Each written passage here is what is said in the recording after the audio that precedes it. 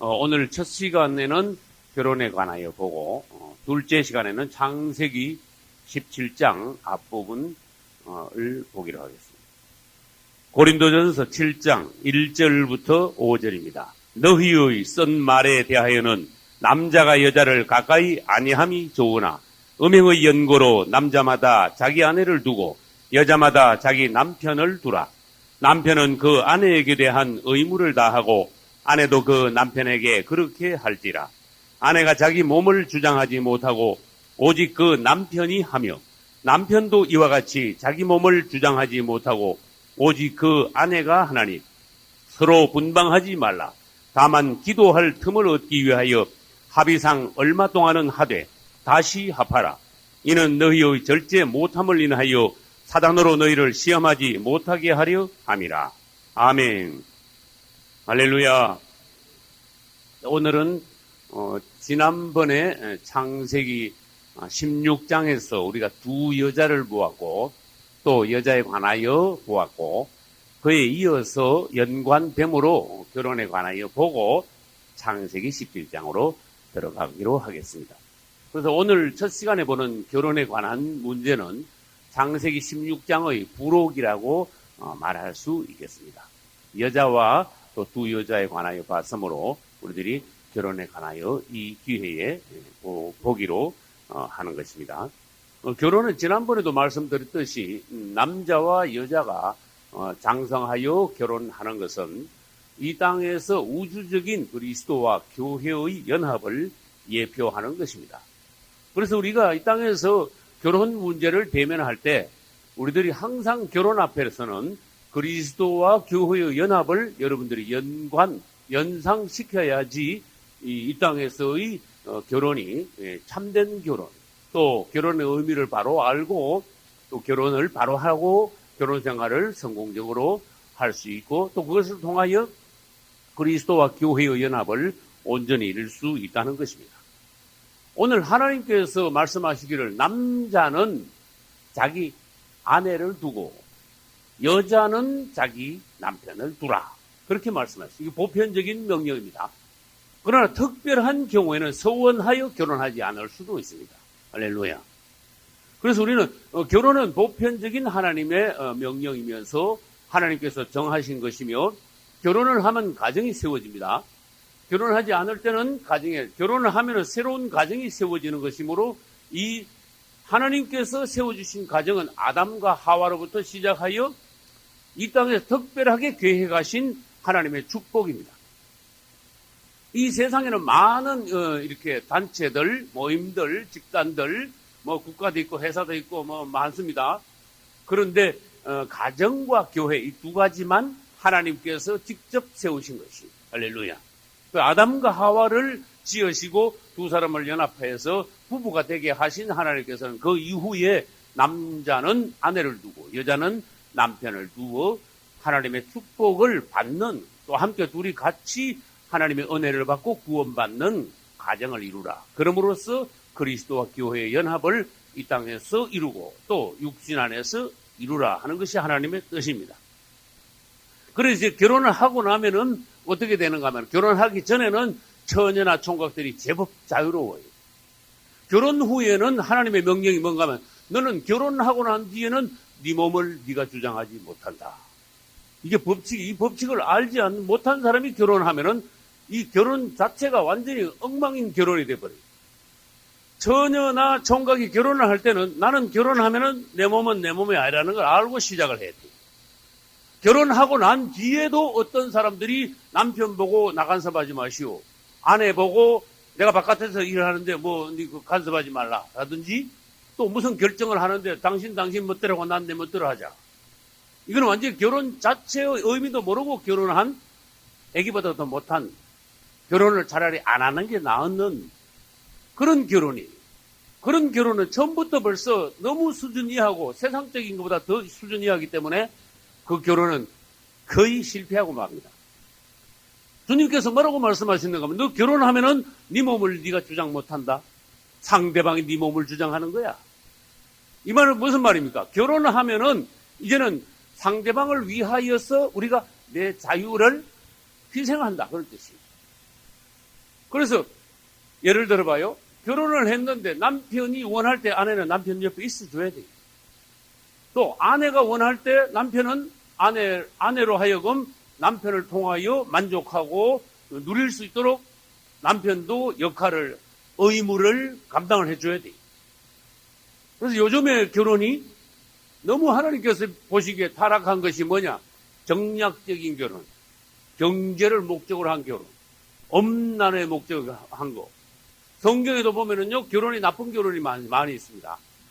나쁜 결혼은 하나님께서 보시기에 하나님의 어떤 신성한 그 결혼의 온 의미를 망각한 결혼인 것입니다. 우리 그리스도인들만은 특별히 결혼의 의미를 알고 결혼을 해야 됩니다. 내가 당신을 사랑하니까 당신을 위하여 내가 얼마든지 희생할 수 있습니다. 심지어 내가 너무나 사랑하면 자식을 위해서 부모가 죽을 수도 있죠. 또 사랑하는 남녀끼리는 사랑함으로 내가 당신을 위해 죽을 수까지 있습니다. 그럼으로써 사랑이 결혼의 전제가 되어야 됩니다. 그런데 이 사랑이 전제가 되지 않으면 다른 불순한 것이 결혼의 조건이 됩니다. 돈이 결혼의 조건입니다. 정치적인 목적. 이 옛날에도 그런 게 있죠, 그죠?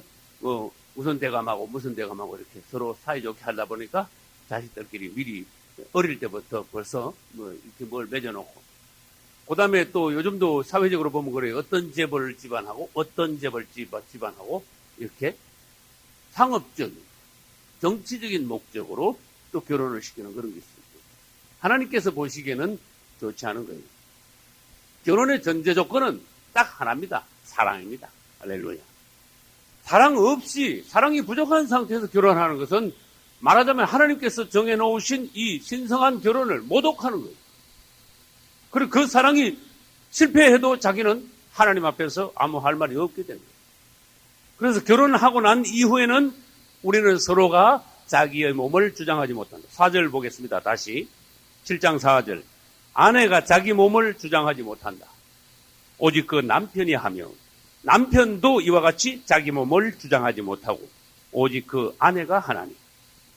그래서 우리는 서로가 상대방에게 매이는 것이 결혼이다.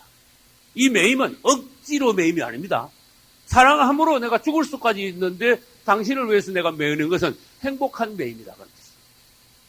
결혼은 말하자면 나쁘게 말하면 감옥 생활 같지만은 행복한 감옥이 돼야 돼요. 할렐루야. 그러면은 그 사람의 결혼 생활은 성공하는 것으로서 하나님께서 원하시는 것, 결혼의 신성한 목적이 그 땅에서, 그 사람이 땅에서 벌써 이루어져 주는 거예요. 우리가 주님을 사랑함으로 주님을 위하여 죽을 수 있지요. 그렇게 주님을 위해서 죽을 수 있을 정도로 주님을 사랑할 때 주님과 우리가 부부로서 연합이 될 수 있다는 것입니다. 그래서 예수님을 사랑하지 않으면서도 나 교회 다닌다. 다시 말해서 예수님을 사랑하지 않고 예수님을 정말 믿지 않으면서 교회 다니는 것, 보통 일반적으로 정략적인 결혼, 상업적인 정치적인 결혼과 같은 그런 식으로서 교회 다니고, 교회 다니는 것은 예수 그리스도를 신랑으로 모시고 받아들이고 사랑하는 성도들의 행위입니다. 교회 출석하는 교회 생활이라는 것은. 그래서 우리가 일반적인 결혼을 생각하면서 그분과 우리 사이의 결혼을, 연합을 우리들이 염두에 두고 이제 이 땅에서의 결혼을 생각해야 됩니다. 다시 말해서 결혼은 서로가 상대방에게 사랑으로 매이는 것이다. 사랑으로 포로가 되는 것이다. 서로가 자발적으로 상대방을 섬기는 것이다. 당신이 흡족하다면, 당신을 위해서라면 나는 내 자신을 얼마든지 희생할 수 있다. 할렐루야. 그분이 우리를 위하여 십자가에서 죽으셨습니다. 그분은 나를 위해서 죽으셨는데 나는 그분을 어떻게 못 섬기겠냐 그 말이에요. 그래서 이것이 이 땅에서도 그러한 방식으로 결혼이 이루어져야 돼요. 그래서 남자들 보고 남편들이요, 아내를 사랑하라. 어떻게 사랑하라? 그리스도께서 교회를 위하여서 죽으신 것 같이 그런 식으로 사랑하라. 그 대신에 아내들이요, 남편에게 순종 또 복종하라. 할렐루야. 그래서 우리는 이 결혼의 의미를 알면 알수록 가정생활이, 이 땅에서의 결혼생활이 성공할 수 있습니다. 이제 결혼의 목적을 보겠습니다. 세 가지를 말씀드리겠습니다. 결혼의 목적의 세 가지는 창세기 2장에 있듯이 돕는 배필로 하와를 만들었어요. 따라서 돕는 배필. 그 결혼을 하면은 아내는 돕는, 나를 도와주는 남편을 만나게 되는 거고, 또 결혼을 하면은 남편의 입장에서는 어떻습니까? 나를 도와주는 아내를 만나는 거예요. 그래서 사람이 독처하는 것이 하나님께서 보시기에 좋지 못하니 내가 그를 위하여 돕는 배필을 지으리라. 그래서 부부 간에는 서로 돕는 배필로서 하나님께서 맺어주시는 것이다. 남자는 남자대로 특성을 두셨고 여자는 여자대로의 특성이 있어요. 또 바꿔 말해볼까요? 남자는 남자대로 장단점이 있고 여자는 여자대로의 장단점이 있어요. 그래서 남여가 합쳐질 때 장단점이 서로 보완이 되고 서로 또 연합할 때 하나님 안에서 뭔가 온전한 것이 이루어진다는 거예요. 그래서 우리는 이 땅에서 결혼의 목적을 잘 보고 성공하는 결혼, 또 지금까지 결혼 생활이 어떠했든 간에 앞으로 여러분들의 모든 결혼 생활, 가정 생활이 주님 보시기에 성공하시기를 축원합니다. 두 번째, 결혼을 왜 합니까? 음란을 방지하기 위하여 결혼을 하라고 했어요. 그럼 고린도전서 아까 읽었죠? 7장 3절 볼까요? 남편은 뭐마다? 그 아내에 대한 의무를 다하라 그랬죠? 그러면 아내도 남편에게 의무를 다하는데 2절로 올라가 보면은 음행의 연고로 일어났어요. 이게 무슨 말일까요? 음행의 연고로 남자마다 아내를 두고 여자마다 자기 남편을 두라. 음행의 연고로 남편을 두고 아내를 두라. 이 말은 무슨 말인가 하면은 각자 결혼하지 않고 그냥 처녀 총각으로 평생 살아가면은 이 사람은 평생 수없는 음행을 저지른다. 그런 뜻이에요. 음란죄를 저지르게 된다. 그래서 부부간에 결혼하여 부부 생활을 할 때 이 땅에서는 뭐가 없어집니까? 음란죄, 음행이 없어진다는 것이. 그래서 오늘날 우리가 예수 그리스도를 나의 신랑으로 딱 정해놔야지 영적으로 세상의 다른 것을 좋아함으로 영적인 음란죄를 짓지 않게 되는 거하고 연결이 됩니다. 그래서 우리는 우리 예수님만 내 남편으로 섬기고 그분만 사랑한다면은 영적인 음란죄를 짓지 않게 돼요. 이스라엘 사람들이 하나님 외에 많은 우상을 섬겼습니다. 주님께서 그들을 가지고 뭐라 했는가 하면은 음란한 이스라엘이라고 했어요. 영적으로 음행을 계속 저지르는 이스라엘이다. 그렇게 말했습니다. 또 계시록 17장에서 보면은 큰 음녀가 나옵니다. 큰 음녀는 뭔가? 이건 조금 성격이 다릅니다. 신랑이 있는데 계속 딴 남자하고 나가가지고 음행을 계속하는 거예요. 그래서 우리는 우리 주님만 한 남편으로 정하고 주님만 사랑할 때 이 세상적인 육신적인 음행도 면할 수 있고 영적인 음행도 면할 수 있습니다. 할렐루야. 그러면 질문합니다. 여러분이 이제 성경을 연구할 때는 용어도 연구하셔야 돼요. 음행이 뭡니까? 음행이 뭡니까? 이렇게 물어야 돼요. 이 음행이 뭐냐 물으면 남녀 간에 문란한 거, 성적으로 문란한 거. 음행, 그러면요, 정확한 단어 풀이를 하면은 부부가 아닌 사람끼리 육체 관계를 함. 이것이 음행입니다. 그래서 그런 짓 하는 것이 음란이에요, 음란. 그래서 그것을 반대로 뒤집으면 행음입니다. 그래서 음행은 뭐냐? 다시 말합니다. 이 땅에는 많은 남녀 관계가 있어요. 그런데 부부가 아닌 사이에서 관계가 하면 그건 하나님 보시기에 음행이야. 음란죄야. 음란죄는 자기 몸을요 아주 더럽히는 거야. 철저하게 더럽히는 거야. 그래서 우리는 부부 사이 외에 이 땅에 남녀 관계가 없도록 만들어야 돼. 할렐루야. 다시 말해서 그분과 내가 서로 사랑함으로써 그분과 나 사이에만 특별한 사랑의 깊은 관계가 맺어져야지. 그분 외에 다른 것을 특별히 사랑할 때 나는 영적으로 그분을 제쳐놓고 세상적인 음란, 영적인 음란을 저지른다. 그런 뜻입니다. 그래서 우리가 결혼을 하면은 그때부터는 음행을 또 음란죄를 방지할 수가 있다. 요즘은 세상에서 많은 남녀들이 결혼 후에도 그 음란죄를 짓는 사람들이 많지만은 어쨌든 우리는 하나님께서 정해주신 결혼의 목적은 음행을 방지하기 위해서다. 그래서 여러분, 이 땅에서 하나님 보시기에 여러분 자신을, 여러분 몸을 철저하게 더럽히지 않기 위해서는 처녀든 총각이든 결혼을 했든 안 했든 젊었든 나이가 들었든 부부 외에는 육체관계를 하서는 안 됩니다. 그것은 큰 죄가 됩니다. 고린도서에는 이 음행의 문제에 대해서 많이 다뤘어요. 모든 죄가 몸 바깥에 있다. 그러나 뭐는 몸 안에 있다. 음행은 몸 안에 있다. 나는 그 20몇 년 전에 이걸 읽고요. 음행에 대해서 굉장히 아주 강한 은혜를 받았어. 도둑질, 살인, 이건 몸 바깥에 있는 죄야. 그렇죠? 남을 막 비방하고 막 몸 바깥에 있는 거야. 그러나 음행은요, 내 몸 안에다가 더러운 걸 뒤집어, 마귀, 이 땅에서 가장 더러운 어떤 것을 내 몸 안에다가 뒤집어 씌우는 걸 말이야. 몸 안에 죄가 들어. 그래서 살인죄를 지면은 내가 죄인은 죄인이지만은 내 몸 안에 죄 있는 죄가 아니고 내 몸 바깥에 있는 죄, 그거는. 그래서 가장 사람이 철저하게 자신을 더럽히는 방법이 뭐냐? 음행이야. 우리 사람은 하나님의 집으로, 그분의 신부로 만들어졌습니다. 하나님의 집으로 말하면은 집을 깨뜨리는 것은 뭐냐? 살인이고, 집을 더럽히는 것은 뭐냐? 음행이에요. 그래서 우리는 하나님의 집을 보존을 잘해야 됩니다. 깨뜨리셔도 안 되고, 더럽혀서도 안 됩니다. 너희 몸이 거룩한 하나님의 성령이 거하시는 거룩한 전인 줄 모르느냐. 그래서 이 몸을 깨끗하게 잘 간직하는 건 뭡니까?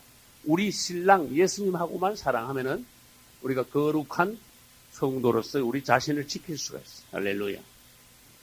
그 다음에 세 번째, 결혼의 의미는 뭔가 하면 부부가 같이 협력하면서 은혜 받고 같이 구원받기 위해서. 우리 하나님께서는 결혼한 부부를 두 사람으로 안 보고 한 사람으로 봅니다. 할렐루야. 그래서 부부 중에 한 사람이 구원받았으면은 하나님께서 보시기에는 두 사람이 다 구원받은 걸로 일단은 보시는 거야. 그래서 주 예수를 믿어라. 그리하면 네가 구원받는다가 아니고 너와 내 집이, 내 가족이 다 구원받는 거야. 결국 구원받게 되는 것이다. 그래서 부부가 하나니까 둘 중에 한 사람이 믿으면 구원받게 되고, 그 다음에 그 부부 중에서 난 자식도 또 하나지요. 그 몸에서 났으니까. 둘이 하나 된 거기에서 난 자녀니까 자동으로 구원받아야 됩니다. 그래서 구원의 단위는 개인이 아니고 구원의 단위는 가족이다. 따라서 구원의 단위는 가족이다. 하나님께서는 사람들을 어떻게 하든지 구원시키려고 구원의 단위를 가족 단위로 두셨어요. 그래서 너와 내 집이 구원을 얻으리라. 이런 말씀을 하신 거예요. 그래서 베드로전서 3장 7절 보면은 이 아내를 가지고 불쌍히 여기라. 또 아내는 그 연약한 그릇이다. 함께 네가 은혜 받고 구원받기 위하여서 하나님께서 아내를 주신 것 아니냐. 그러니까 아내와 같이, 또 아내는 남편과 같이 구원받는다는 사실을 알아라고 말씀하시면서 결혼의 목적이 거기에 있다고 하셨어요. 그 다음, 이제 결혼을 하지 않은 처녀들은 잘 들어야 될 것은, 결혼을 하지 않는 총각들은 명심해야 될 것은 절대로 기준이 분명해요. 결혼에 대한 기준이. 내가 혼자 늙어 죽으면 죽었지, 불신자하고 난 결혼 안 한다. 이 주관이 있어야 돼요, 사람이. 자기가 하나님 앞에 믿음이 있고 주관이 있으면 하나님께서는 그 믿음을, 하나님께서 보시기에 훌륭한, 착한, 그 선한 믿음을, 그 주관을 이루어 주시는 거예요. 주님, 나는 늙어도, 혼자 늙어도 불신자하고 나 결혼 안 합니다. 주님이 나를 결혼시켜 주시려면 믿음 좋은 신랑감, 신부감을 주십시오. 할렐루야. 이 기도를 해놔야 되는 거야. 그래서 이건 믿음에 대한 어떤 주대, 주관. 그런 기도 한 사람은 그렇게 하나님이 짝을 마련해 주시는 거야. 평소에 주관이 힘이 한 사람은요, 아무렇게나 만나가지고, 그냥 지나가다가 그냥 정들어가지고, 그냥 불장난식으로 결혼해가지고, 결혼 뒤에는요, 죽으라고 고생을 하는 거야. 자기가 책임져야 돼요. 결혼은 아기가 하는 거 아닙니다. 결혼은 성인들이 하는 겁니다. 맞죠? 결혼을 성인들이 하니까 자기가 자기의 결혼을 책임을 질 수 있어야 돼요.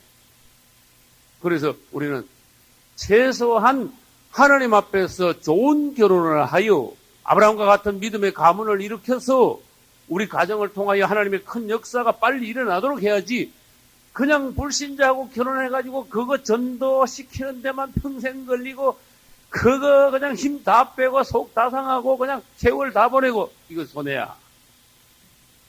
그래서 너희는 누구와 멍에를 같이 매지 마라. 믿지 않는 자들과 멍에를 같이 매지 마라. 이건 하나님의 명령이에요. 믿지 않는 자와 멍에 같이 매지 마라. 왜? 네 손해다. 네 고통이다. 하나님의 명령을 어겼을 때 너한테 돌아가는 것은 좋은 것이 하나도 없다. 그만한 네가 대가를 치르게 될 것이다. 그래서 주관을 가지시라. 여러분 혼자 살 수도 있어요. 하나님 뜻이라면. 그러나 보편적으로 다 결혼을 합니다. 결혼을 하긴 하는데 누가 믿음이 있고 줏대가 섰느냐, 하나님 앞에서 결혼관이 분명하냐, 이것이 중요한 거예요. 그 다음에 결혼 후에도 아까 그랬죠. 자기 몸을 주관하지 못하죠. 결혼 후에 우리가 지켜야 될 것이 뭐냐? 상대방에 대해서 부부간에 서로가 정절을 잘 지켜야 돼요. 할렐루야. 이 결혼이 유지되기 위해서는 뭐가 필요합니까? 지속적인 사랑이 필요해요. 결혼의 전제 조건도 사랑이요. 결혼이 유지되기 위해서도 사랑이 식으면 안 돼요. 할렐루야. 에베소 교회에게 주님이 책망하셨죠. 네 처음 사랑을 버렸느냐. 이 결혼 생활이 벌써 그러면 처음 사랑 버리면 권태기 오는 거야. 따라서 권태기. 나는 결혼한 지 24년인가 됐는데 난 권태기가 뭔지 몰라. 권태기가 없어. 우리 보면. 그만큼 서로가 아끼고 서로 사랑하고 맨날 새롭게. 따라서 매일 새롭게. 매일 신혼처럼. 네, 매일 신혼. 그리고 여자들이든 남자들이든 얼굴 보면은 저 가정이 어떻겠다. 조금 알아. 여자들도 남편 사랑 못 받으면요. 그냥 맥이 하나도 없고 기쁨이 하나도 없고 그냥 네? 쭉 늘어졌어. 그러나 신랑 사랑 받는 여자들은요. 빛깔이 좋아. 꽃이 핀 것 같아. 여러분, 나는 결혼 생활 하면서 뭘 깨닫는가? 여자는 자기 하기 나름이다. 그래서 여자들은 중요한 게 뭐냐? 지혜가 있어요. 여자들의 특징이 뭡니까? 애교, 섬세함. 그죠? 남자들의 특징은 뭡니까? 무게가 있고, 그죠? 담대하고, 그죠? 어젓한 거. 남자의 특징이 있고, 여자의 특징이 있어. 이게 시대가 타락하면요, 이게 뒤집어져 버려요. 여자가 남자 같고, 남자가 여자 같고. 그걸 말세라 그래. 남자는 끝까지 남자 같아야 돼. 내가 우리 아들 보고 하는 말이 있어요. 넌 남자야. 넌 남자야, 너. 남자다워야 돼. 남자 그러면 안 돼. 왜? 남자의 어떤 하나님께서 만들어 놓으신 남자의 품위를 잃어버릴 때 이게 많은 다른 문제가 생깁니다. 따라서 사랑받는 아내, 또 따라서 존경받는 남편, 여기 중요한 거야. 아내는 사랑을 받아야 되고 남편은 뭐요? 존경을 받아야 돼요. 그래서 아내들이요, 당신 남편이 조금 부족한 것 같아도 무시하지 마라. 왜? 그 당신 복이 아니다. 사람은 장단점이 있다. 남편의 단점이 보이면은 요걸 내가 보충하라고 주님께서 짝을 맺어주셨구나. 그래서 남편을 있는 그대로 존경하셔야 돼요. 만약에 남편이 보기에 시원찮아 가지고 무시한다면은 그 사람이 2000년 전에 살았으면은 예수님도 무시할 사람이야. 왜? 2000년 전에 예수님도요, 보기는 형편없었기 때문에. 겉모양은 아주 초라했기 때문에. 그래서 우리는 그 남편이 실질은 누구냐? 오신 그리스도다. 이렇게 생각하죠. 남편이 바로 예수님이 거기 계시는 분이시다. 이렇게 생각해요. 그래서 아내들이요, 사랑받게 하라. 또 남편들이요, 목에 힘만 주지 말고 존경받는 남편이 되라. 할렐루야. 그래서 결혼 후에는 서로가 정조를 지키며 서로가 결혼을 했으므로 결혼식 때 맹세한 대로 서로 당신만 사랑하며 심시를 거룩하게 유지해야 된다. 이것을 여러분들이 잘 명심을 하시기 바랍니다. 그 다음에 서원은 아까 그랬어요. 서원한 사람은 결혼하지 않을 수가 있습니다. 결혼을 안 하는 경우는 특이한 경우입니다. 그래서 우리는 결혼을 안 하면 하나님 앞에 처음부터 서원을 하셔야 돼요. 근데 서원을 함부로 하면 안 돼요. 나는 어떤 여자 전도사님이 서원을 하고 평생 하나님을 섬기겠습니다. 결혼 안 하고 섬기겠습니다. 주 여종하겠습니다. 하다가 웬걸 좋은 신랑감을 만나가지고 홀딱 넘어갔다. 아유, 주님 미안합니다 하고 결혼해버렸어. 잘 살긴 잘 사는데 그 하나님 앞에 그 부분은 서원을 깬 부분은 책임을 져요. 심각. 아주 얼마나 심각한지 난 그건 모르겠어. 그러나 서원을 그렇게 함부로 하지 마라. 그런 뜻이에요. 서원을 했으면 지켜야 되고, 그죠? 서원을 할 때 함부로 하지 마라. 서원을 하고 결혼하지 않을 수가 있다. 우리는 서원을 무슨 서원을 했는가 하면은 주님 당신만 사랑하겠습니다. 이 서원을 해야 돼요. 당신만이 나의 사랑입니다. 나의 유일한 신랑입니다. 할렐루야. 자, 그러면 질문합니다. 중매 결혼이 좋습니까? 중매 결혼 말고 뭐 있죠? 연애 결혼이 좋습니까? 그럼 성경에 중매가 있고 연애가 있습니까? 둘 다 없습니까? 성경에 중매라는 말이 있어요. 고린도후서 보면 내가 너희를 한 정결한 처녀로서 그리스도께 드리려고 한 남편인 그리스도께 드리려고 중매하미로다. 할렐루야. 이걸 영적으로 봐야 돼. 그럼 보통 중매하면 그 다음날 결혼하는 게 아니라 중매하고 난 뒤에는 어떤 과정이 있어야 돼? 서로가 만나고 서로가 상대방을 파악하고 나의 신랑감으로 나의 신부감으로 만나 서로가 알아보잖아요. 그죠? 그래가지고 마음에 들면은 사랑이 생기면은 서로가 약속하고 결혼하게 되는 거예요. 그러니까 성경적인 거는 뭐냐? 중매가 나와줘야 돼요. 중매하고 그 다음에 연애를 통하여 사랑이 확인될 때 결혼하는 것이 성경적이에요. 그래서 우리는 이게 무슨 뜻이냐? 아니 그러면 뭐 연애 결혼하는 사람 전부 안 됩니까? 이게 영적으로 풀이하려고 내가 중매와 연애가 나와야 된다 그랬어요. 다시 말해서 봐요. 우리가 어떤 사람이 사는데 우리 신랑은 누굽니까? 예수 그리스도지요. 예수님하고 바로 연애할 수는 없는 거야. 예수님하고 연애 결혼은 안 되는 거야. 누가 우리 신랑감 좋은 신랑감이 있다고 누가 뭘 해줘야 돼? 누가 중매를 해줘야 돼. 할렐루야. 그래서 이렇게 좋은 신랑감 있다고 중매하는 것을 우리는 세상적으로 뭐라 합니까? 기독교 안에서 뭐라 합니까? 그걸 전도라 그래요. 전도. 그래서 중매하고 나면은 이제 그 다음에 예수님에 대해서 알아봐야 돼. 신앙생활 하면서 알아보고 교회에 여러분들이 예수님이 누군가 알아보려고 나온다고 해서 주님과 결혼을 바로 한 게 아닙니다. 그래서 처음 신앙생활 해가지고 처음 교회에 입교해가지고 교회 다니는 사람은 중매하는 것을 듣고 여기 좋은 신랑감 있다는 듣고 그분을 잡고 신랑감을 잡고 만나보러 나오는 거야. 그리고 이 사람이 진짜 이 신랑하고 결혼할지 안 할지는 아직 몰라. 무슨 말인지 알겠어요? 이 사람이 구원을 받을지 안 받을지 그건 아직 몰라. 그래 하다가 연애를 하다가 진짜 좋아지면은 사랑하게 되면은 어떻게 해요? 그때사 약속하고 결혼합니다. 이 과정을 통하여서 우리가 예수 그리스도를 믿는 그분과 혼인하는 이런 신앙의 과정, 구원의 과정이 되는 거예요. 그러면 이 뒤에 이제 비밀이 있습니다. 남자와 여자가 연합함으로 장성하여 두 육체가 연합하여 한 육체가 된다 그랬어요. 그러면 우리가 상상을 해봐요. 두 사람이 만나가지고 하나가 되는 과정이 얼마나 하나님께서 보시기에 이게 비밀이고 신비한 것이고 또 다른 말로 하면 신성한 것이냐 이걸 봐야 돼요. 요즘에 결혼들이 타락해가지고 남녀 그러면 전부 다 음란을 생각하는 경우가 많아요.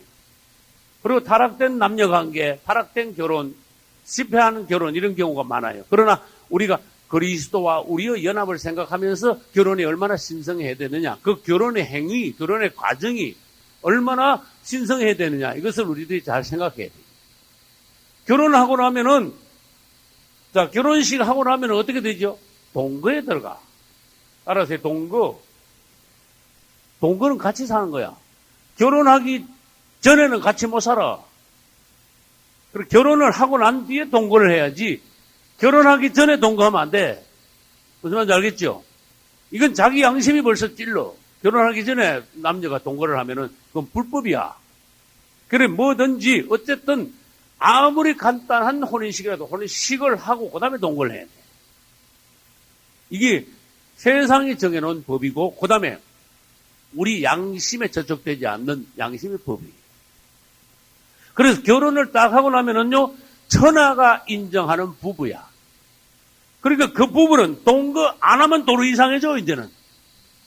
무슨 말인지 알겠죠? 결혼하기 전에는 동거하면 불법이고, 결혼하고 난 뒤엔 동거 안 하면요, 그지, 뭐, 어떻게 됐어? 탈이 난 거야, 그지? 그래서 아까 뭐라 했는가 하면 따라서 분방하지 마라. 분방이 뭐예요? 마라. 그렇습니다. 그래서 부부는 결혼하면 항상 같이 자야 되는 거다. 무슨 말 알겠죠? 특별히 뭐 경우에 빼고 같이 자야 된다. 무슨 말이에요? 작정 기도해가지고 기도 기간 외에는 부부는 항상 동침해야 된다. 그래서 분방하지 말라는 뜻이에요. 다시 말해서 우리가 예수님과 혼인했으면 절대로 그분과 떨어져 있으면 너는 마귀한테 당하는 거야. 그런 뜻이에요. 너 분방하다가 마귀가 틈타는 거야. 그분과 조금이라도 떨어져 있지 말고 늘 그분의 품에 있어야 되는 거야. 할렐루야. 그래서 이 동거하면요, 잉태가 바로 됩니까? 요거 이제 질문을 해야 돼요. 결혼해가지고 동거하면은요, 여자가 아기를 가집니다. 그러나, 질문할게요. 동거만 하면은 아기가 생기는가? 그게 중요한 거예요. 어떤 사람은 결혼하고요, 몇 년 돼도 아기가 없죠? 동거만 한다고 아기가 생기는 건 아니다. 또 의학적인 의미에서 그런 거 있지만, 영적인 의미에서 내가 뭔 말을 하려고 하면은, 동거만 한다고 잉태하는 것이 아니고, 부부가 부부 관계를 통하여 깊이 사랑할 때 잉태가 이루어지는 것이다. 이게 그리스도와 우리 사이에 비밀이 여기 있는 거야. 생명이 탄생되는 과정이 어떠냐? 부부 관계를 통해서다. 그런데 교회는 다니기는 다니는데 그분과 동거도 안 하고 깊은 사랑도 안 하고 잉태도 못 하고 그냥 지나가는 사람이 있어. 20년, 30년. 이게 무슨 말인가?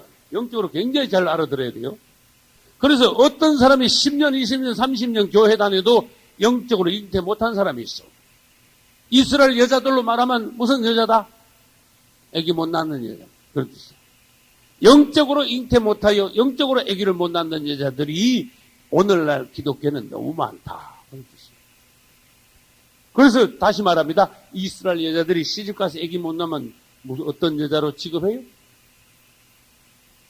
저주받은 여자들. 아주 한이 맺힌다. 한나같이. 오늘날 교회 다니면서 신앙생활을 하면서 자기가 영적으로 잉태했나 못했나, 거듭났나 안 났나 이걸 점검하고 이 부분에 대해서 한나같이 한 맺힌 기도를 하는 사람이 과연 얼마나 되냐. 이 결혼을 엄난의 목적으로 했다면은 거기서 끝나버립니다. 그 결혼은 실패한 것이고 하나님께서 보시기에 신상 결혼을 모독한 것이고 주님 보시기에 심판의 대상이 되는 것이요. 그러나 우리가 결혼이라는 것은 엄난의 목적으로 결혼하는 것이 아니에요. 이 땅에서 그리스도와 성도와의 연합을 이 땅에서 온전히 먼저 이루기 위하여 결혼하는 것이에요. 그래서 결혼을 했다면은 당연히 그 다음 잉태가 있어줘야 돼. 그냥 동거만 해가지고는 안 돼. 다시 말해서 여러분 그냥 예수님하고 그냥 교회 생활만 그냥 해서는 안 돼. 그냥 한 집에만 산다고 해서 아기가 생기는 게 아니란 말이에요. 반드시 부부간에 깊은 사랑의 관계가 있어야지 아기가 생겨. 할렐루야.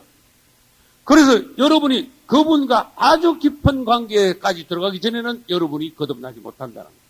이 비밀이 거기 있어요. 결혼의 비밀. 할렐루야. 그래서 그냥 동거에서는 아기가 안 생기고 부부간의 깊은 사랑의 관계. 깊은 사랑이에요. 사랑의 관계에 들어갈 때 남자의 씨, 생명, 이것이 여자에게로 넘어가요. 여자가 남자의 씨, 생명을 받아요.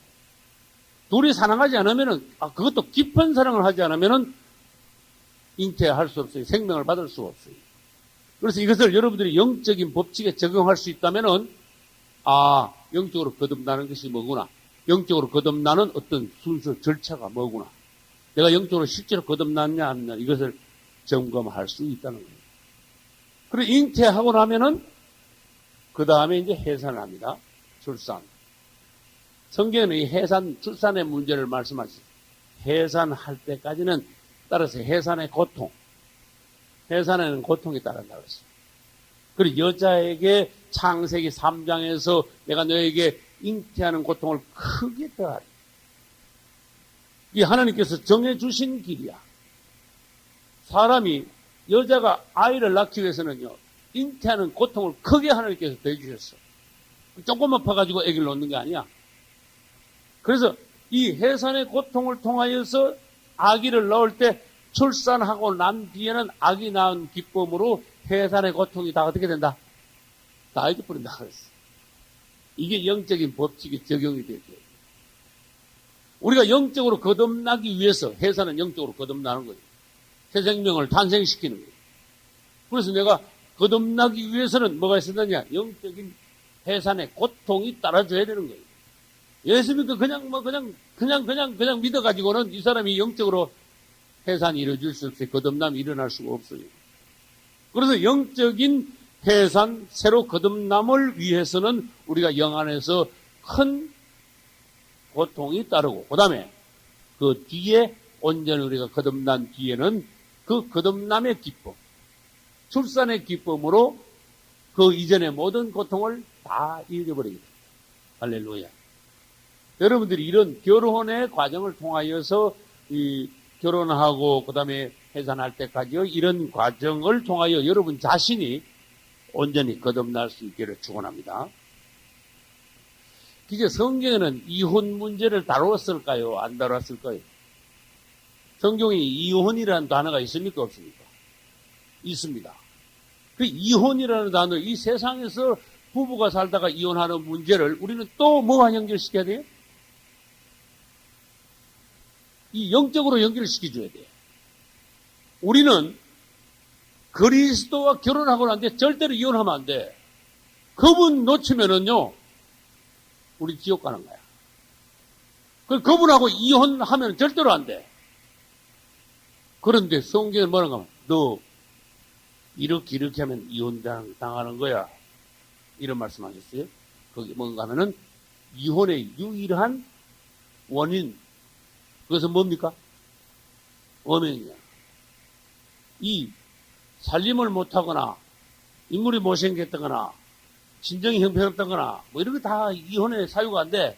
근데 엄행하면 넌 그땐 이혼이야. 이 말씀을 영적으로 잘 알아들어요. 신랑 예수님만 사랑해야지. 그분 외에 엄밀하게 그분 외에 세상에 다른 것 사랑하는 걸 품고 있으면은 이건 영적 벌써 엄행이야. 그러면 그건 예수님으로부터 쫓겨나게 되는 거야. 우린 절대로 그분으로부터 쫓김받으면 안 돼요. 성경에 희한한, 내가 전에 말씀 전하면서 한 적이 있어요. 성경에는 음란, 음행을 이야기할 때 남자의 음란이나 음행은 얘기를 안 했습니다. 여자가 음란, 음행하는 것만 이야기를 했습니다. 왜 그런지 아십니까? 우리의 신랑은 전혀 그분은 우리에 대해서 하자가 없는 분이기 때문에 남자의 음행 얘기를 안 한 거예요. 영적인 의미에서 우리 신랑이 어떻게 우리 외에 다른 어떤 걸 사랑할 수 있습니까? 그런데 우리는 안 그래. 예수님 사랑한다 해놓고 얼마든지 영적으로 이 땅에 있는 그리스도인들이 얼마든지 영적으로 음행을 저지르냐. 그래서 음행, 너희들이 다른 거 부족하고 실수 많고 허물이 많고 뭐 어떻고 내가 다 용서한다. 그러나 너 나를 두고 음행하면 너는 이혼 정서를 줘가지고 너 쫓아버린다. 그렇죠? 이혼 정서를 써서 내보내라고 신약 성경에도 여러 번 말했어요. 그래서 주님 외에 다른 것을 사랑해서는 안 된다. 이스라엘 유대인들도 주님 외에 하나님 외에 다른 것을 사랑함으로써 그분으로부터 끊쳐지고 나라가 없어지고 많은 심판을 오랜 기간 동안에 지금까지 받아오고 있는 것입니다. 그래서 우리는 음행이 그만큼 무서운 것이다. 왜 음행이 무서운 것이냐? 부부는 완전히 하나입니다. 부부는 완전히 하나로서 남자와 여자가 완전히 하나가 됐어요. 영적으로, 혼적으로, 육체적으로 완전히 하나가 됐는데 음행을 하면 뭐 되면 이 하나가 박살나는 거야. 다른 데 가서 다른 것과 하나가 돼버리는 거야. 처음에 이 짝은 완전히 깨져버리는 거야. 그냥 인간적인 그냥 약속이 깨지는 게 아니야. 영 안에서 하나님 보시기에 완전히 깨져버렸어 벌써. 박살나버렸어. 그러니까 이혼될 수밖에 없는 거야. 부부가 안 되는 거야 벌써. 자기 스스로 하나를 잘라버린 거야. 그 소리를 영 안에서 주님만 사랑해 다른 거 사랑했다간 주님으로부터 우리가 대번에 외침을 받는구나. 그걸 알아야 됩니다. 그 다음에 이제 특별한 경우가 있어요. 음행 외에 이혼하는 경우를 아주 특별하게. 성경에는 예외가 있습니다. 고린도전서 7장 15절에 보면은 결혼하고 난 뒤에 이런 경우에 결혼하고 난 뒤에 아내가 예수를 믿게 됐어. 결혼하기 전에는 그냥 불신자였는데 결혼하고 난 뒤에 아내가 예수를 믿었어. 그러니까 슬슬 핍박을 해 남편이. 그래 아내가 점점 예수를 더 잘 믿고 더 믿음이 더 충만해. 그 충만할수록 남편의 핍박이 점점 더 강해졌어. 그래가지고 어느 날 남편이 완전히 그게 돌아가는 거야. 여보 이리 와봐. 당신이 예수를 믿든지 그 다음에 나를 택하든지 예수님을 택하든지 아니면 예수 믿으려면 나하고 이혼하고 나하고 같이 살려면 예수 믿지 말고 둘 중에 하나 택해. 그래 버렸어. 그런 관계가 그런 상황이 성경에 나와요.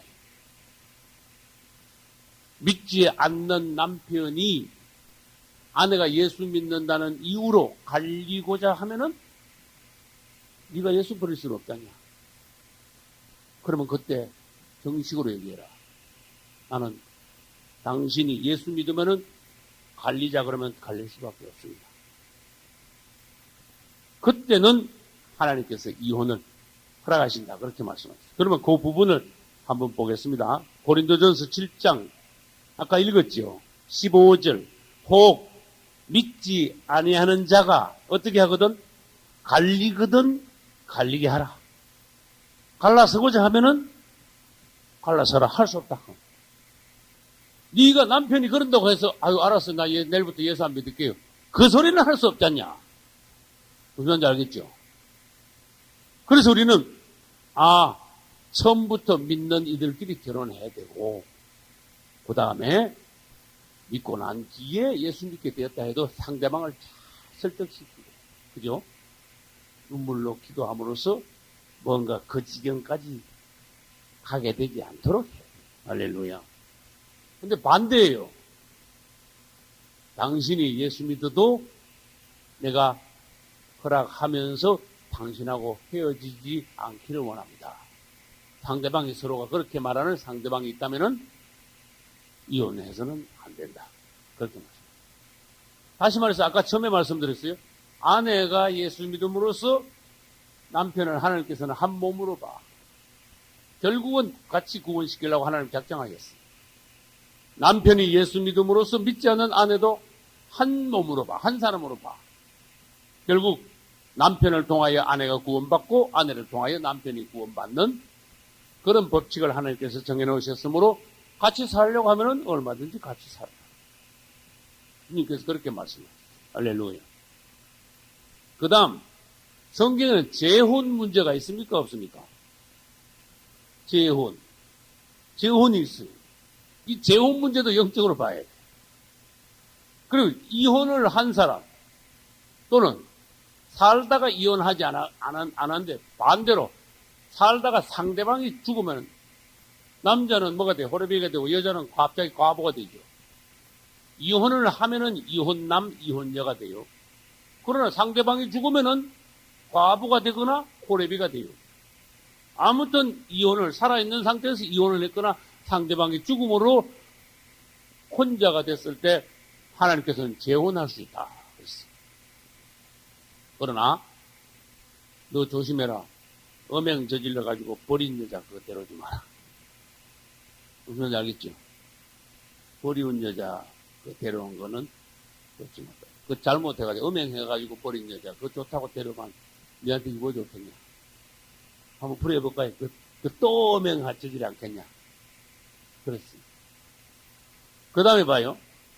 상대방이 부부 중에 상대방이 죽으면은 너는 상대방으로부터 그 상대방이 죽는 날 너는 해방이 되는 거다. 모든 의무에서 자유롭게 되는 거다. 상대방이 죽었으니까. 그러므로 너는 재혼을 할 수 있다. 그러나 재혼할 때도 처음 결혼하는 것과 같이 적용이 돼야 돼. 믿는 사람, 믿지 않는 사람하고 재혼하지 마라. 구약 성경에서 제사장도 부인이 죽는 수가 있어요. 제사장 부인이 죽었을 때, 제사장이 자기 부인이 죽었을 때 재혼하는데 그 재혼의 길을 하나님 말씀하셨어요. 제사장이 재혼을 할 때는 제사장의 부인으로 과부가 된 사람을, 여자를 데려오든지 아니면 처녀를 데려오든지 둘 중에 하나밖에 안 된다. 그렇게 말씀합니다. 일반 사람으로 과부가 된 사람도 못 데려오고 음행해가 쫓겨난 여자도 못 데려오고. 그래서 오늘날 우리가 뭡니까? 신약의 제사장이잖아. 그리고 그 구약시대 때 제사장들의 재혼의 법칙이 오늘날 우리에게 해당이 되는 거예요. 할렐루야. 그래서 우리가 재혼을 했다는데 재혼 문제에 있어서 여러분들이 따라 하실 말씀이 있어요. 한번 따라 해봐요. 다 따라 하셔야 됩니다. 나는 재혼했다. 다 따라 하시라니까. 그래서 나는 재혼했다. 이게 오늘날 영적으로 우리에게 적용이 돼요. 옛날에 난 세상과 결혼했었는데 세상이 내 앞에서 죽어버리고 다시 예수 그리스도와 난 재혼한 거다. 그렇지요? 내가 그랬다니까.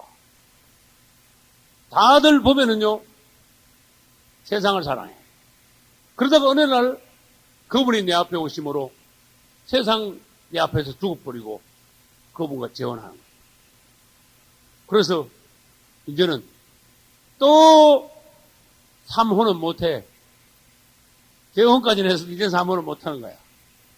그래서 재혼하여 만난 우리 신랑 예수님이 우리 평생 영원한 우리의 신랑입니다. 할렐루야. 여기까지 결혼에 대한 문제를 봤고, 그 다음에 우리는 정식으로 창세기 17장으로 넘어가려 합니다. 창세기 17장으로 넘어가겠습니다. 1절부터 8절, 이쪽에 적어놨죠. 창세기 17장 1절부터 8절까지. 같이 읽겠습니다. 아브라함의 99세 때에 여호와께서 아브라함에게 나타나서 그에게 이르시되 나는 전능한 하나님이라. 너는 내 앞에서 행하여 완전하라. 내가 내 언약을 너와 너 사이에 세워 너로 심히 번성케 하리라 하시니 아브라함이 엎드린데 하나님이 또 그에게 일러 가라사대 내가 너와 내 언약을 세우니 너는 열국의 아비가 될지라. 이제 후로는 내 이름을 아브라함이라 하지 아니하고 아브라함이라 하리니 이는 내가 너로 열국의 아비가 되게 함이니라. 내가 너로 심히 번성케 하리니 나라들이 네게로 쫓아 일어나며 열왕이 네게로 쫓아 나리라. 내가 내 언약을 나와 너와 내 대대 후손의 사이에 세워 영원한 언약을 삼고 너와 내 후손의 하나님이 되리라. 내가 너와 내 후손에게 너의 우거하는 이 땅 곧 가나안 일경으로 주어 영원한 기업이 되게 하고 나는 그들의 하나님이 되리라. 아멘. 창세기 17장에 왔습니다. 이 17장의 제목을 적는다면은 하나님의 언약입니다. 따라서요, 하나님의 언약. 근데 우리가 17장 1절을 읽을 때 성경을 자세하게 읽는 사람들은 뭘 볼 수 있는가 하면은 16장 끝절이 몇 절이에요? 16장 16절하고 17장 1절하고 딱 연결된대. 질문하면 돼. 옛날에 성경이 처음 기록될 때 장절이 있었어요, 없었어요? 장절이 없었지요. 이 장절을 만든 거는 몇백 년 안 돼. 처음에는 뭐 장도 없고 절도 없어가지고 그냥 나가는 거야. 그런데 사람이 이제 그 이후에 장절을 만들었는데 16장 16절하고 17절은 그 장절이 없기 때문에 그냥 나가는 문장이야. 그런데 16장 16절하고 17장 1절하고 이 사이에 몇 년 간격이 있는가 이걸 보셔야 돼요. 예? 아닙니다. 13년, 할렐루야. 13년 간격이 있어요. 이거 다 숫자가 있는데 자꾸 10년이라 그러고, 16년이라 그러고. 자, 그 16절에 보면, 아브람 몇 세 때? 16절? 86세 때 누구를 낳았어요? 이스마엘 낳았어요. 그래서 17장 1절, 아브람 몇 세 때 하나님이 오셨어요? 99세 때 오셨죠. 86세 때 이스마엘을 낳았더니, 99세 될 때까지는 하나님이 싹 사라져버렸어요. 이 보통 사건 아니에요.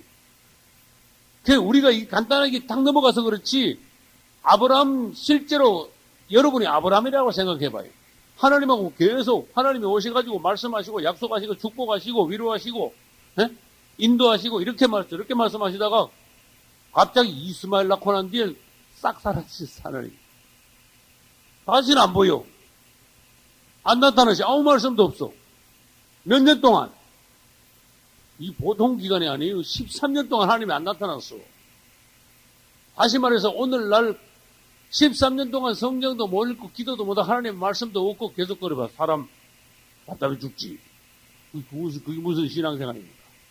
그래서 말하자면 아브라함이 이스마엘을 낳고 그 다음에 99세 때 하나님께서 찾아오시기까지의 13년간은 잃어버린 세월이야. 허송 세월이야. 말하자면 하나님이 질문합니다. 13년 동안 왜 안 나타나셨어요? 네? 그렇죠. 원하지 않는 이스마엘을 나가고 특별하게 하나님께서 보시기에 하자가 생겼어. 육적으로 뭘 하게 되면요, 하나님 떠나신다는 거야. 말하자면 하나님도 우리끼리 말하면 하나님도 화가 나셨어. 연주 잘해봐. 화가 나셨다는 하나님께서. 그래서 안 되겠어 너. 무슨 말이? 너 안 되겠어. 네 하는 거 보니까 네가 아직도 펄펄 살아있어. 너 완전히 죽을 때까지 난 떠나고 네 앞에 안 나타날 거야. 네가 완전히 죽으면 내가 그때 다시 올 거야. 그래서 이스마엘을 낳을 때 아브라함이 육체의 힘이 있었습니까? 없었습니까? 아직 있었으니까 하가를 취하여서 첩을 취하여서 이스마엘을 낳았지. 그죠? 남자 구실을 할 수 있었다는 그 말은 무슨 말인가 하면 육체의 힘이 아직도 있었다는 거야. 인간적인 힘. 수단 방법이 아직도 남아있었다는 거야. 그래서 그거를 하나님이 원치도 않은 수단 방법을 엉뚱한 방법을 첩을 얻어가지고 썼으니 하나님이 화가 나시니 너 아직 안 되겠다. 네 힘 그보다 더 있었으면 너 더 큰 일 저지를 뻔했다. 너 지금은 내가 너를 통하여 일할 수 없고 네가 죽을 때까지 내가 기다려야 되겠다. 온전히 내 육신, 네 자아가 죽을 때까지 나는 너를 떠난다 해가지고 하나님이 싹 사라지셨어.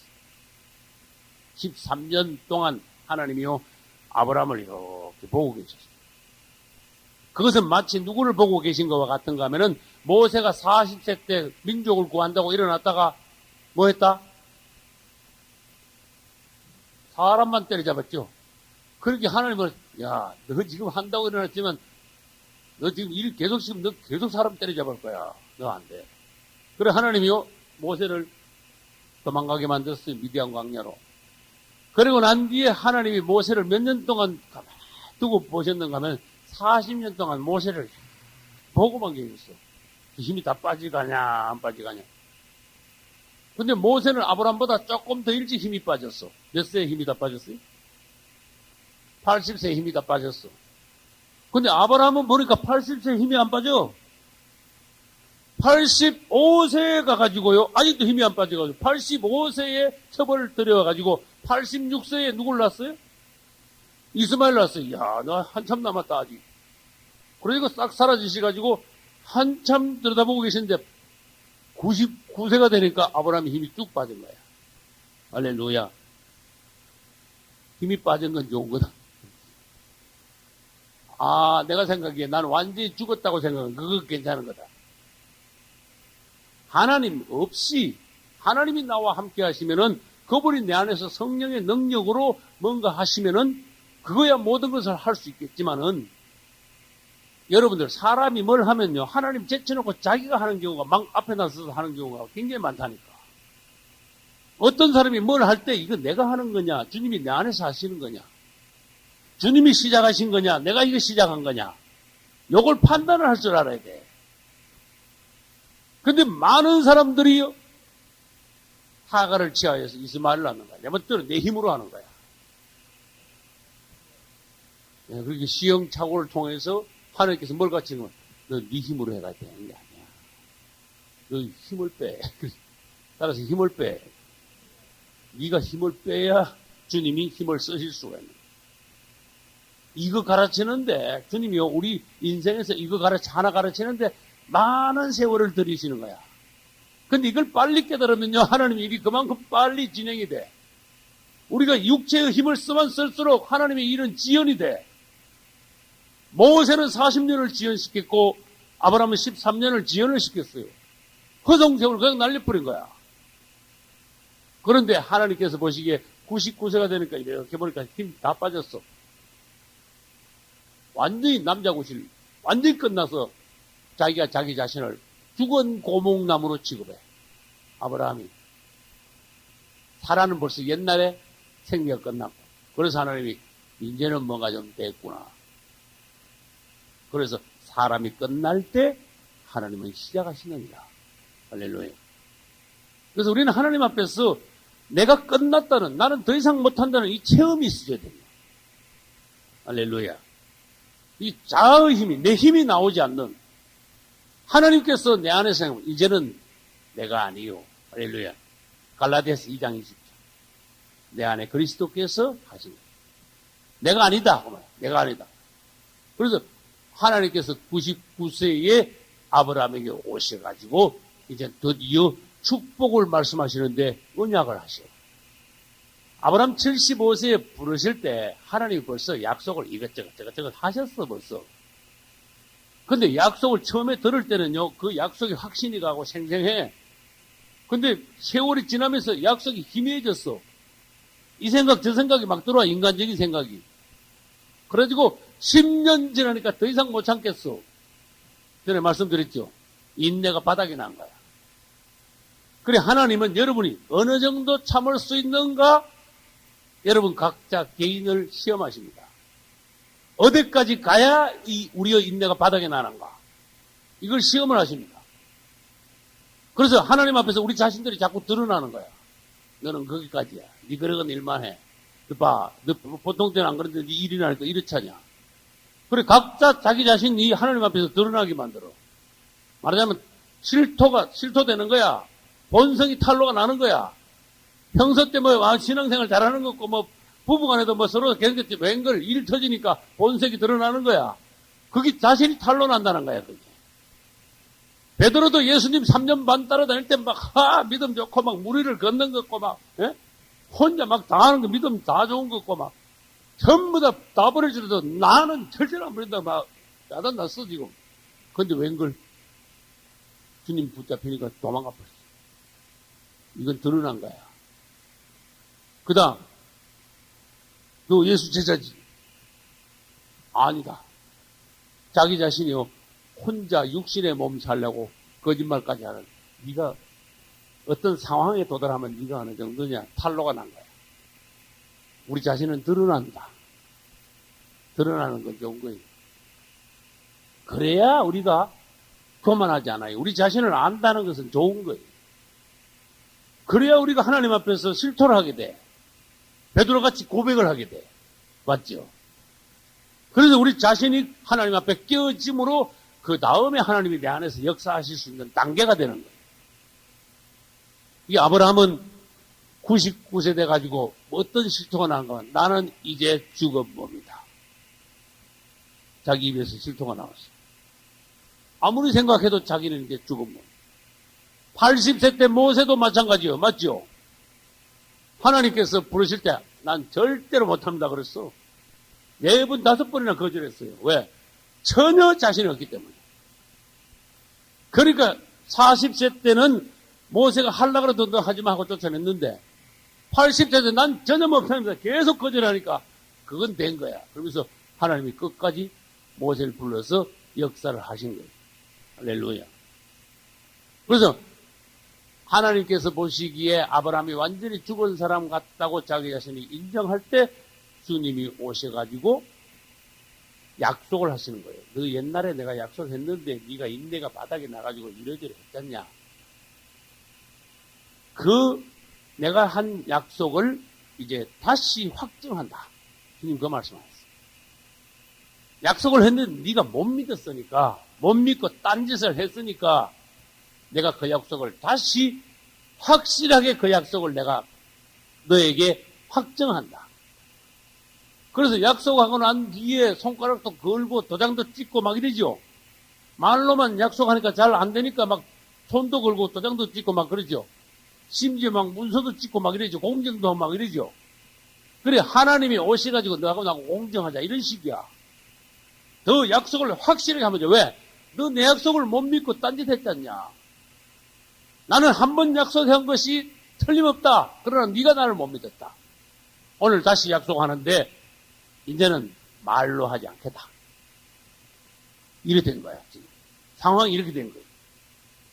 그래서 하나님께서 너하고 나하고 약속한 것을 표를 내가 남기겠다. 그래서 하신 말씀이 따라서 할례. 할례가 그래서 나온 거예요. 그 다음에 내가 널 틀림없이 축복한다는 것을, 너는 나의 사람이라는 것을 내가 너에게 확정하기 위해서 이제 네 이름을 바꾸겠다. 너는 이제 딴 사람이 되는 거다. 내가 너를 다른 사람으로 만든 것이다.